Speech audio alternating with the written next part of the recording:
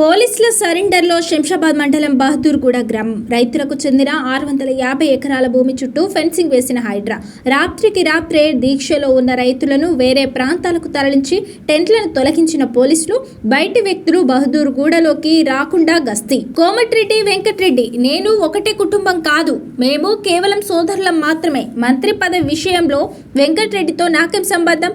మాది ఒకటే కుటుంబం అని ఎందుకు ముడిపెట్టారు? అధిష్టానం హామీ ఇచ్చిన వారికి మంత్రి పదవులు వచ్చాయి, నాకు మాత్రం రాలేదు.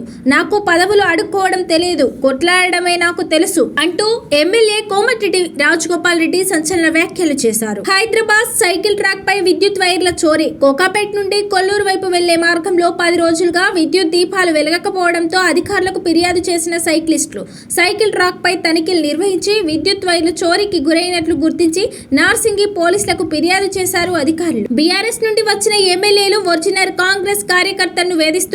నగరేకల్, తుంగతుర్తి లాంటి కొన్ని నియోజకవర్గాల్లో కాంగ్రెస్ పార్టీకి సంబంధం లేని వాళ్లకు టికెట్ ఇచ్చిన కాంగ్రెస్ కార్యకర్తలు అధికారం కోసం సొంత డబ్బులు ఖర్చు చేసుకుని మరీ గెలిపించారు.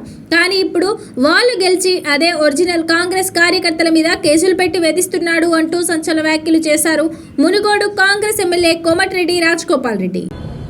నాకు అనిపించింది ఏంటంటే ఈరోజు ఈ తుంగతుర్తి ప్రాబ్లం కావచ్చు, నగరికల్లో కావచ్చు, ఇంకో దగ్గర కాదు, కొన్ని నియోజకవర్గాల్లో నిజమైన కాంగ్రెస్ పార్టీ కార్యకర్తలు, కాంగ్రెస్ పార్టీకి సంబంధం లేని వ్యక్తులకు టికెట్ ఇచ్చినా సరే ప్రభుత్వం రావాలని చెప్పి వాళ్ళు కష్టపడి సొంత డబ్బులు ఖర్చు పెట్టుకొని గెలిపించారు ఆ ఎమ్మెల్యేలని.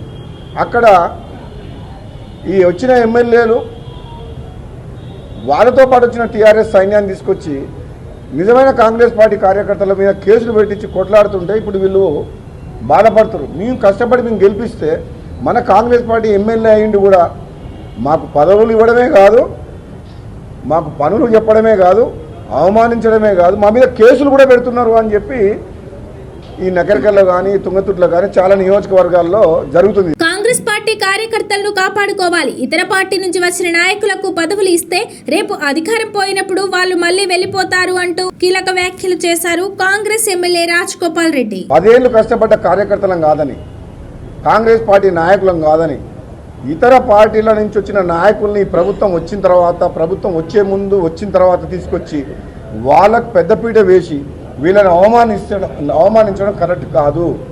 కాంగ్రెస్ పార్టీ కార్యకర్తలను కాపాడుకోవాలి.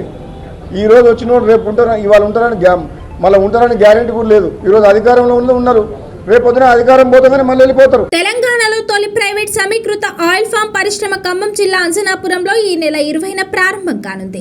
గోద్రేజ్ ఆగ్రోవెట్ సంస్థ 300 కోట్ల పెట్టుబడితో 113.5 ఎకరాల్లో నిర్మించిన ఈ ప్రాజెక్టు ద్వారా 700 మందికి ఉపాధి లభించనుంది. మలేషియా భాగస్వామ్యంతో దేశంలోనే తలమానికంగా నిలిచే సీడ్ గార్డెన్ ను ఇక్కడ ఏర్పాటు చేస్తున్నారు. దీంతో పాటు రాష్ట్రంలో నిర్మాణంలో ఉన్న మరో 6 ఆయిల్ ఫామ్ ఫ్యాక్టరీలను ఈ ఏడాది చివరికల్లా పూర్తి చేయాలని ప్రభుత్వం భావిస్తోంది. తెలంగాణలో నేడు విస్తారంగా వర్షాలు కురిసే అవకాశం ఉందని వాతావరణ శాఖ హెచ్చరించింది. ఆదిలాబాద్, నిజామాబాద్, కరీంనగర్, భద్రాద్రి కొత్తగూడెం సహా ఉత్తర, తూర్పు తెలంగాణ జిల్లాల్లో రాత్రి వేళల్లో భారీ వర్షాలు కురుస్తాయని చెప్పారు. సంగారెడ్డి, వరంగల్, మహబూబ్ నగర్ జిల్లాలో మోస్తరు వర్షాలు కురిసే సూచనలు ఉన్నాయన్నారు. హైదరాబాద్ లో మధ్యాహ్నం వరకు పొడి వాతావరణం ఉన్నప్పటికీ సాయంత్రం సమయంలో కొన్ని ప్రాంతాల్లో వర్షం పడే అవకాశం ఉందని అన్నారు. తెలంగాణలో కొత్త రేషన్ కార్డులు పంపిణీ రెడీగా ఉన్నాయి. త్వరలోనే ప్రభుత్వం రేషన్ కార్డుల్ని పంపిణీ చేయనుంది. ఇప్పటికే కార్డుల్ని జిల్లాలకు పంపించారు. ముఖ్యమంత్రి నుంచి గ్రీన్ సిగ్నల్ రాగానే పంపిణీపై క్లారిటీ రానుంది. ఈ స్మార్ట్ రేషన్ కార్డులపై QR కోడ్ తో ఉంది. క్రెడిట్ కార్డ్ సైజులో ఈ కార్డుల్ని ప్రింట్ చేశారు. ప్రజలు రేషన్ ఈజీగా తీసుకునేలా ఈ కార్డుల్ని తీసుకొచ్చారు. భాగ్యనగరంలో తెలంగాణ సంస్కృతి సంప్రదాయాలకు నిలువెత్తు ప్రతీకగా నిలిచే ఆషాఢ బోనాల సందడి అత్యంత వైభవంగా ప్రారంభమైంది. చారిత్రాత్మక గోల్కొండ కోటపై కొలువైన శ్రీ జగదాంబిక మహంకాళి అమ్మవారికి గురువారం నాడు తొలి బోనాన్ని సమర్పించడంతో ఈ నెల రోజుల ఉత్సవాలకు అధికారికంగా అంకురార్పణ జరిగింది. అమావాస్య తర్వాత వచ్చే గురు ఆదివారాల్లో మొదటి బోనాన్ని గోల్కొండ జగదాంబిక అమ్మవారికి సమర్పించడం ఇక్కడి ఆనవాయితీ.